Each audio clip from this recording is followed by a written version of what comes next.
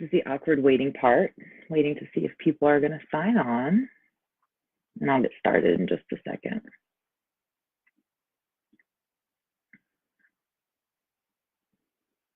We've got a viewer.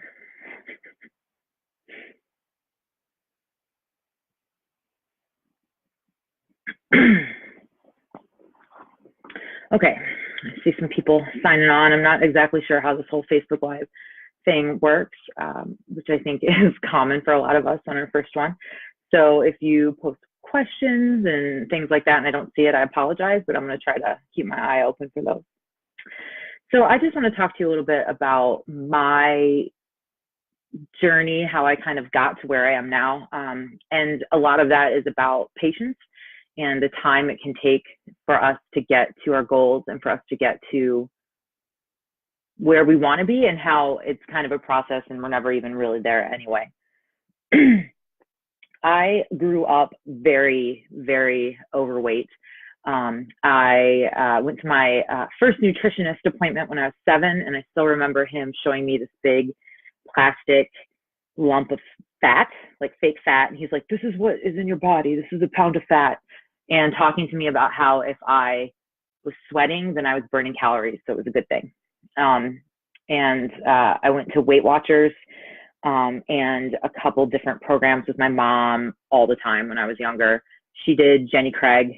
We had Snackwell's cookies, and we had Diet Right. We did all the kinds of things you would expect in the 80s and 90s to try to lose weight. But my mom had been kind of up and down in her weight her whole life. And then most of the time that I've known her, she's been overweight, and she's fought it, but it's just never really been something she's kind of conquered. And so my whole kind of history was filled with that. I went off to college and I did the typical college thing with some overindulgence of some alcohol, maybe sometimes, and dorm food and all that kind of stuff. Hanging out with a bunch of 18-year-olds is not exactly the most healthy environment. And so I put on a lot of weight in college, and I tried things throughout to be active. I tried to eat better, whatever better meant for me. But at one point, when I was a junior in college, all I had to do was call the Chinese place, and then they would just have my order ready for me, and I would just pick it up. And so I definitely had kind of, the typical history. Then I went to grad school, and I, again, lived a life of less healthy ways, but that was more out of money. I was a poor student, and so I ate a lot of ramen, and I had a lot of stress. And so by the time this was all done, I was kind of coming in on the age of about 27, and I was very overweight. Probably about 100 pounds overweight. And I hadn't been weighing myself, so I'm not sure. And my story kind of changed. It's weird. I'd been trying to kind of lose weight or not a little bit, but I'd never really committed. And then I actually went to go see a movie, and I remember that it was Jaws, and it was this like local movie theater doing kind of a Halloween flick. And I went there, and I went to go sit down in the seat, and my jeans split. And I knew I just knew I didn't want to buy new jeans that were going to be bigger. And I knew that was kind of this kind of turning point for me, where I'm sick of this. I hate that this happened. It isn't going to happen anymore. And so I went down and actually wrote down my timelines because I was curious about how this all kind of came out for me. That was in October of 2010. So, I mean, we're talking 8 years ago when I decided that I'd had enough and I wanted to make a change. That December, I found CrossFit. And so I also kind of found paleo and that kind of whole way of eating, but I started doing Whole30s. And so I did a couple different Whole30s, which are, they're mostly an elimination diet, but people also use them as a way to kind of try to lose weight and get healthier, because you get rid of a lot of processed items and eat a lot of whole foods. So it's a way of kind of managing your food choices in a better and getting you away from some of the things that are naturally going to make you eat a lot. And then that was December of 2010. And then by February of 2012, when I got married, I was at my lowest adult weight. So I had just been working out and eating better, doing the classic kind of eat less, move more. And it was working until a few months later, we went to London for our honeymoon, and I came back 20 pounds heavier. And that's when I realized that, still had some issues. and that's okay. I had a lot of fish and chips and beer, and it was delicious. But I was really uncomfortable when I was there too. Like I knew I was gaining weight, I could feel it, and I really didn't like it, but I just kind of kept my old habits, as I think a lot of us do. And so then, I came back home and I stayed active. I stayed in CrossFit. I was actually going probably too often. I was going like 6 days a week at one point when I was very overweight, because during this time I put on 50 to 60 pounds and I ended up even heavier than I had been before. My cholesterol went really high. My blood pressure went high. And so I was starting to really start to face some health consequences, even though I was active, because, they say you can't outwork a bad diet. They say abs are made in the kitchen, and they say, like, whatever, I work out really hard. I go intense. I lift heavy weights. I've earned this, entire pizza. So, and so I kind of had fallen into that. And so I was actively putting on weight. And so finally, in the fall of 2014, I had a couple different things happen. I had a doctor who was really bad to me, and I kind of learned to advocate for myself. And that kind of, I don't know, kind of spurred me on in some weird ways. I wouldn't recommend a bad doctor, but it kind of made me rethink my approach. And then I did this partner competition, and not only did I do a terrible job for my partner because I was so heavy and so out of shape at that point, but I just remember feeling really gross and not liking the pictures I saw and all that kind of stuff, and thinking, like, I work out really hard and I do all this movement, but I'm not getting these benefits from it because I'm out eating it. I'm going home and I'm just putting away too many calories. I'm drinking too much or eating fried foods or whatever it is. And so that's when I signed up for Precision Nutrition. And I did that for 2 years. 1 year I was a client with Precision Nutrition, and I lost, I think, about 50 pounds with them. I was one of the finalists. So I put my before and after pictures up on the internet, which was very scary. I'm sure you all have felt that fear. And then in my second year with them as a client, was also a mentor. And that's when I really thought, hey, I kind of like this nutrition stuff. I'm learning a lot about myself through it. And I'd like to start helping other people more because I've been mentoring. So I've been talking to some of the women that were in my group about what they're eating and how their habits are. Because Precision Nutrition is a program, if you don't know, all of the WAG coaches were trained and certified through them. But it's very habit-based. It's very much what we talk about a lot in WAG as well, supporting yourself with these good habits in your life so that you set yourself up for success later. So we talked a lot about portion control, and we talked a lot about having the right foods in the house, things like that, decision making. And so during that, though, I started getting into Olympic weightlifting, and I really wanted to get more specific in my diet and lose a little bit more weight because I was in the super heavyweight class. So I was up there with people like Sarah Robles, just like these big women who can lift so much weight. And it's just not competitive when you're in that class, but towards the bottom. And so I thought, I just want to be a little bit more competitive maybe. So I had been hearing about WAG, and I've heard about it a lot through Catalyst Athletics and Jessica Lucero, Amy Everett. And so I decided to go ahead and try it. I started that in December of 2016, and I've stayed with it since. Still a client as well. Just so you know, all of the coaches have their own coaches, and we're all being coached. So we know what it's like. We've been there.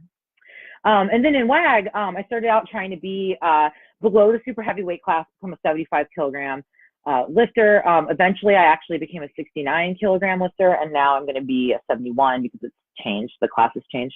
But I've always kind of hovered around 69 when I'm maintaining pretty well. But I talk to my clients a lot about this. For the first 4 to 6 weeks, I saw hardly any movement. I mean, the scale was not dramatic. It did not fall by several pounds a week. People were not asking me what new thing I was doing. And I had a friend who swore she would never have abs, and she did WAG, and in like 2 weeks she had abs. So she was like this cute little adorable thing. And I'm like, oh, she had such good progress. Why don't I? Because I was so consistent. I always hit my macros every time, but I wasn't seeing the results I thought I should see. My coach is Alexa, and she would talk to me a lot about what we talk to you guys about the way our bodies shift and change, and how it takes time, and how it takes not just consistency for 2 days or 2 weeks, but it might take 2 months, because you have to commit to that change, and you have to really follow through. And for me, it wasn't just about changing how much I was eating and what in terms of macros, but it was food choice too. So I was trying to get back to that place where I had a better food choice and I had better habits. where I was, eating better around my workouts. I was timing that kind of stuff. All these different lifestyle things that I thought I had down that I still needed to work on. And pretty soon, the weight did come off. But sometimes it came off 3 pounds in 1 week and then nothing for a month.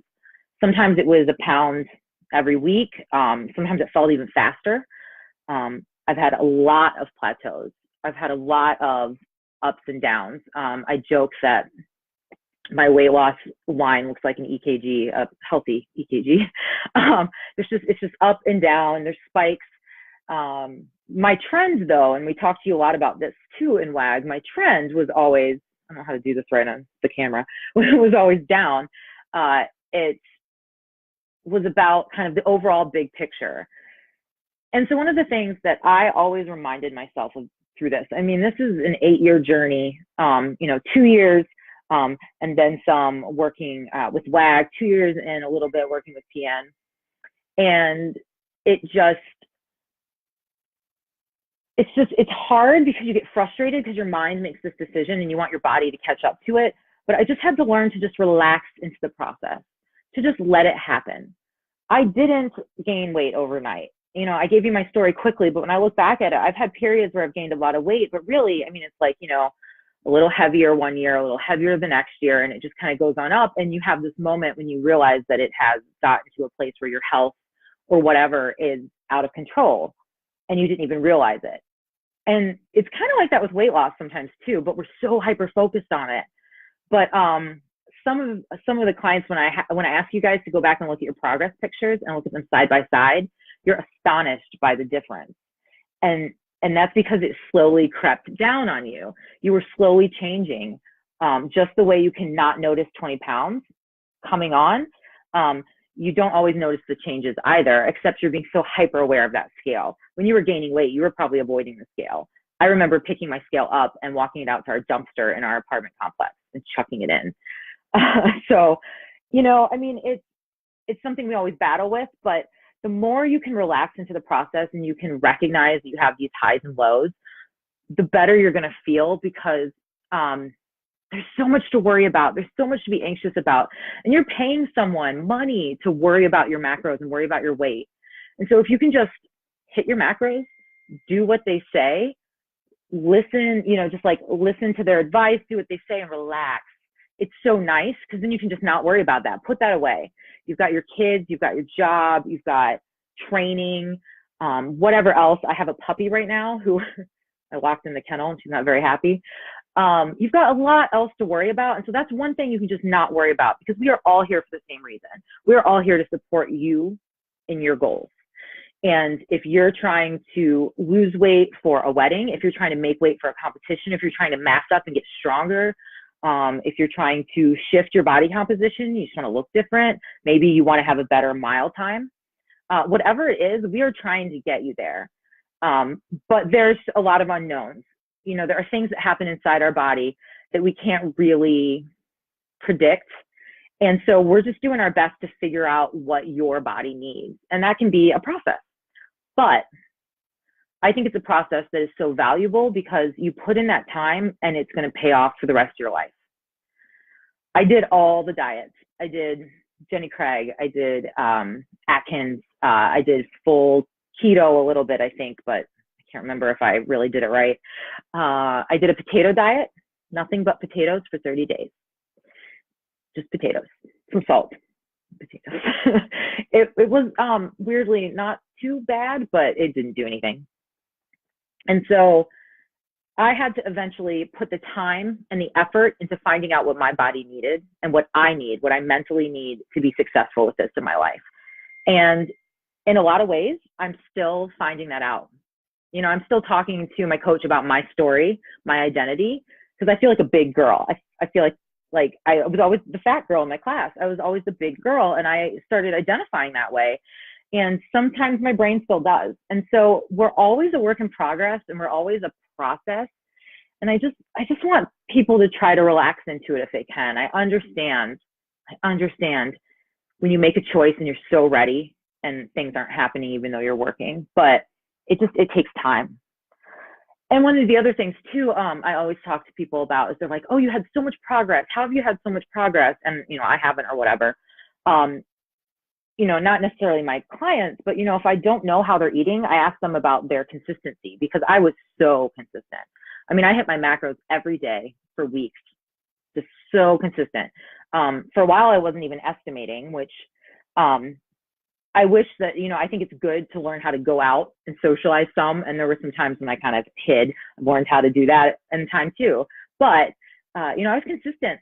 And so some of it is being aware of the work you're putting in and recognizing that the work you put in is what you get out of it. But sometimes you want more and sometimes you want less. Right now, I'm working with Alexa on some intuitive eating. I'm working on thinking about what might this look like in my life in a long-term way. Am I going to just be tracking macros forever? A lot of times that's not necessarily our goal. And so, I'm still working on it, and we're all working on it. And we all have times that we go off. We all have times when, oops, I had too many drinks and then I ate more than I wanted to. I went out with a friend and, the food just looked so good. Whatever it is that, we have trouble with, or life sideswipes us. I didn't have a kitchen for a month, I think. I don't know. It felt like an eternity. It probably wasn't that bad, but I didn't have a sink. I didn't have a stove. I didn't have a countertop. And things happen, and you make decisions about what you want to do. And sometimes it means you're having more progress on the scale, and sometimes it means less, but it's still always something that you're learning and something you're going through. And so I just think it's really important for people to, when we say trust the process, I think people are starting to get a little annoyed with that term, trust the process, whatever. Like, the process is changing your macros when appropriate, but it's also seeing what your body's going to do. It's being consistent. It's being patient.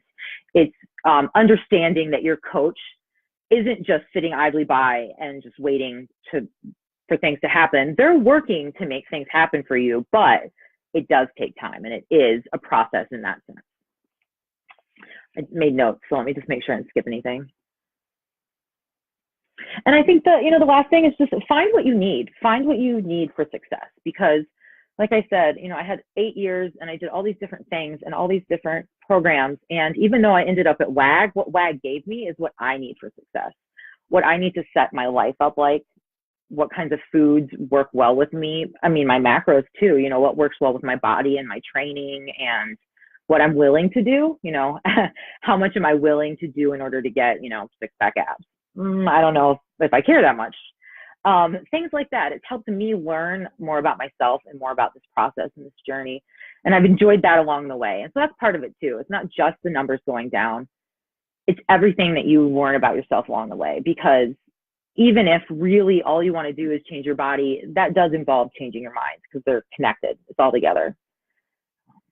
And so I'm not sure if I should do some questions, I guess. I'm done with my story. I'm done talking. But I'm going to look over here at the side, because I see that there's people. Hello, everyone. Hi. I see a lot of my clients. Thank you guys for coming out and support me. Just wait another second and see if anybody has any questions. But if you don't have questions now, though, I mean, I'm happy to talk to you about anything at any time. Hit me up on Facebook. I've always got posts up and stuff, so I'm happy to talk to you about my journey or whatever. And I just want you to know that we all really understand what it's like. We know how hard it is. We understand that frustration. And when we say to try to be patient, it's not to blow you off. It's because this does take time. And just enjoy it. Let yourself enjoy it and relax. All right, everyone, have a really good weekend.